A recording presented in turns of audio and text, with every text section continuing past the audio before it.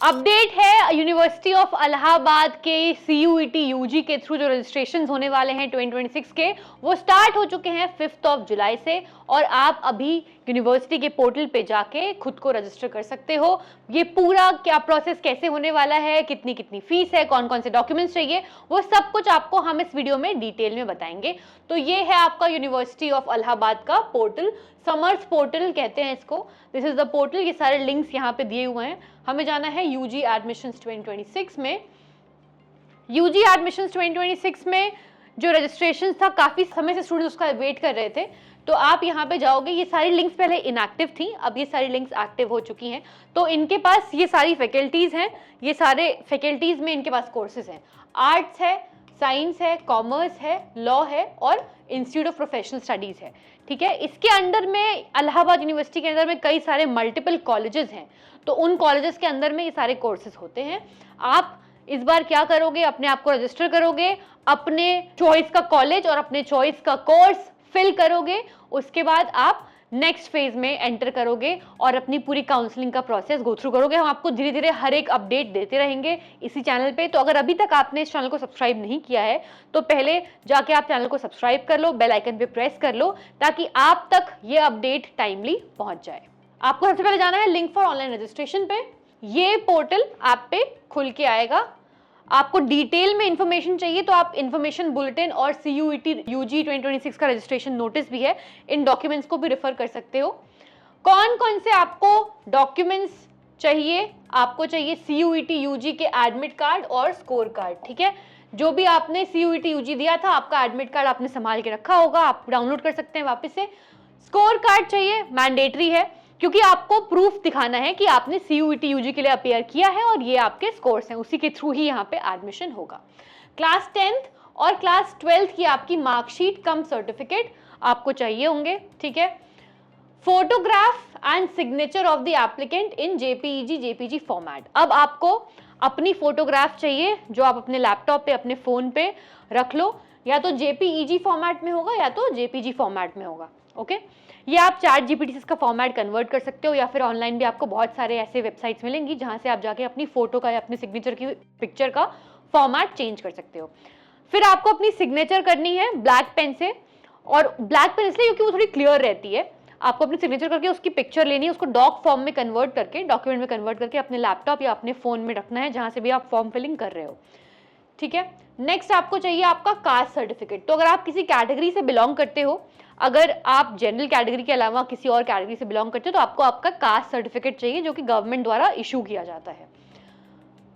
ये आपको EWS, OBC, SC या ST, इनमें से आप किसी में भी कैटेगरी में आते हो तो आपको वो प्रूफ दिखाना पड़ेगा। अगर आप EWS कैटेगरी में आते हो तो आपको इनकम सर्टिफिकेट दिखाना पड़ेगा एज अ प्रूफ। तो ये सारी चीजें, इसका bearing certificate number and certificate issuance date, ये सब आपको आपके पास रेडी रखनी है before start filling this form. Alright, registration fee कितनी है? 300 रुपीज यहाँ पे आपकी रजिस्ट्रेशन फीस है for unreserved OBC NCL EWS। ठीक है, इस कैटेगरी में 300 रुपए है, and SC ST and PWD के लिए आपकी 150 रुपीज है। अब आपको फीस कैसे पे करनी है? आपको हर एक कोर्स के लिए, जैसे सपोज आपने BCom ऑनर्स फिल किया, उसके लिए आपको अपनी फीस जमा करनी है। हर एक कोर्स के लिए सेपरेटली इतने पैसे आपको देने पड़ेंगे। ठीक है, BCom के साथ आपने मान के चलिए कि BA में भी फिल किया, तो BA में भी आपको इतने पैसे देने पड़ेंगे। तो मतलब आप जितनी चॉइसेस फिल करोगे, आपको उतनी बार ये पैसे सबमिट करने पड़ेंगे पोर्टल पे। ऑलराइट, तो इसमें कोई बाउंडेशन नहीं है कि आप कितने कोर्सेज के लिए फिल कर सकते हो चॉइस, उसी में आपको जितने कोर्सेज में फिल करोगे उतने में आपको इतने पैसे देने पड़ेंगे हर बार। नाउ उन्हीं कैंडिडेट्स का जिन्होंने अपने आप को सक्सेसफुली रजिस्टर कर लिया है और अपनी प्रोफाइल अपडेट कर ली है and paid the registration fee after program selection, only those will be considered for counselling. जब इसकी काउंसलिंग की डेट आएगी, काउंसलिंग स्टार्ट होगी, तो जिन्होंने फॉर्म अपना फिल करके, अपनी प्रेफरेंस चूज करके, फीस सबमिट करके अपनी प्रोसेस कंप्लीट कर लिया हो, उनको ही चूज किया जाएगा। तो बहुत ध्यान से आपको फॉर्म फिल करना है। Registration will be completed only after successful remittance of the registration fee.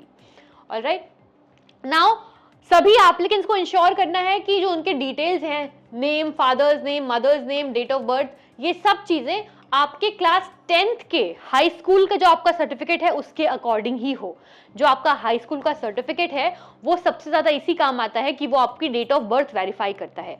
तो जो आपकी डेट ऑफ बर्थ है, आपका नाम है, स्पेलिंग है, मम्मी पापा के नाम की जो स्पेलिंग है, वो सब कुछ आपके क्लास 10th की मार्कशीट से मैच होना चाहिए, एग्जैक्टली सेम मैच होना चाहिए। और कुछ ऐसे स्टूडेंट्स हो सकते हैं जिनका आधार कार्ड की जो डिटेल्स हैं और जिनके क्लास 10th के मार्कशीट की डिटेल्स हैं वो मैच नहीं कर रही हैं, तो अभी भी वो अपने आधार कार्ड में चेंजेस करा लें। आपको आगे जाके फ्यूचर में भी किसी फॉर्म फिलिंग में प्रॉब्लम आ सकती है, क्योंकि आपके आधार कार्ड के डिटेल्स और आपके क्लास 10th के डिटेल्स एग्जैक्टली सेम मैच करने चाहिए। नेक्स्ट इज आपका Aadhaar and APAAR ID are mandatory for all applicants seeking admission to any programs in the university of Allahabad. आपको अपनी अपार आईडी, एबीसी आईडी जिसको कहते हैं, वो आपके पास होनी चाहिए, दैट इज मैंडेटरी। ठीक है।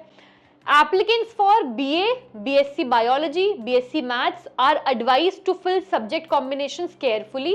Please note that subjects mentioned in the first and second place are the major subjects, while subjects mentioned at the third place is minor. तो जो भी स्टूडेंट्स इन कोर्सेज के हैं, BA, BSc Bio, BSc Maths के, वो बहुत ही ध्यान से अपना सब्जेक्ट चूज करेंगे। ठीक है। स्टार्टिंग के जो 2 सब्जेक्ट्स हैं वो मेजर है और बाद के सब्जेक्ट्स आपके माइनर है। ये आपकी डॉक्यूमेंट की चेकलिस्ट है, scan photograph, scan signature, education आपके डॉक्यूमेंट्स और एक्सपीरियंस कैटेगरी सर्टिफिकेट, ये सारे आपके डॉक्यूमेंट्स आपके पास होने मैंडेटरी हैं। तो आप यहाँ से जाके अपना रजिस्ट्रेशन करेंगे, न्यू रजिस्ट्रेशन पे जाके। ऑलराइट, आपकी रजिस्ट्रेशन की डेडलाइन क्या है? 16 जुलाई 2026। तो उसके पहले पहले आपको रजिस्टर कर लेना है। कल शायद पोर्टल नहीं चल रहा था, ये काफी सारे स्टूडेंट्स को ग्लिचेस आ रहे थे, प्रॉब्लम्स आ रही थी, तो आप एक बार अभी से ट्राई करके देखो और अभी इसको टाइम से फिल कर दो फॉर्म, क्योंकि धीरे धीरे इसका पोर्टल बहुत हैवी लोड होने वाला है, तो पोर्टल हो सकता है स्लो हो जाए या ना काम करे। तो मेक श्योर कि आप अभी से ही जाके खुद को रजिस्टर कर लो। आप जब रजिस्ट्रेशन पे क्लिक करोगे, न्यू रजिस्ट्रेशन पे, तो ये आपके सामने आएगी स्क्रीन। ठीक है। यहाँ पे आपको आपका CUET का एप्लीकेशन नंबर फिल करना है, फिर आपको आपका रोल नंबर फिल करना है CUET का, आपका फुल नेम फिल करना है, date of birth, email address, mobile number, उसके बाद आपको कैप्चा डाल के रजिस्टर कर लेना है खुद को और आगे जाके आपको फॉर्म फिलिंग का प्रोसेस कंप्लीट करना है। ऑलराइट, तो सारे स्टूडेंट्स जिन्हें भी कोई प्रॉब्लम आ रही हो आप कमेंट सेक्शन में लिख के बताओ। दूसरे स्टूडेंट्स जिनको प्रॉब्लम सॉल्व हो चुकी हो वो उनकी हेल्प भी कर सकते हैं। और किसी भी यूनिवर्सिटी की अगर आपको फॉर्म फिलिंग की वीडियो चाहिए या इसके बारे में अपडेट्स चाहिए, हमें कमेंट सेक्शन में जरूर लिख के बताएं। Thank you so much for watching this video. Subscribe कर लो, करियर 360 बहुत काम आने वाला है आपके।